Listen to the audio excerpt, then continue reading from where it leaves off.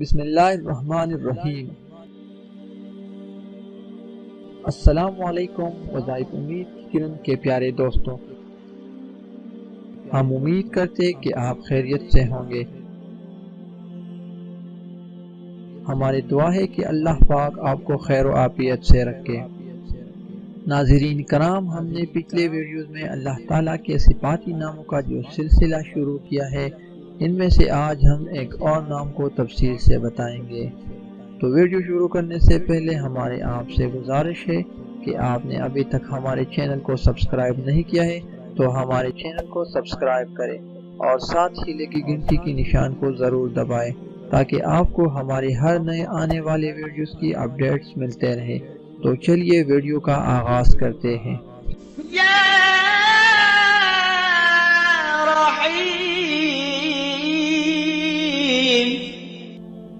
یہ نام جمالی ہے اور اس کا مطلب ہے کہ نہایت ہی مہربان، دنیا و آخرت دونوں جہانوں میں رحم کرنے والا۔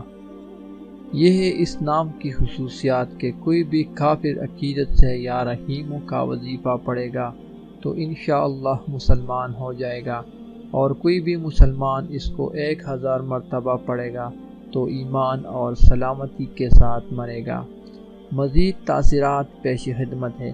نمبر 1، فجر کی نماز کے بعد 500 مرتبہ یا رحیم و خلوص نیت کے ساتھ پڑھنے سے پوری دنیا مہربان ہوگی۔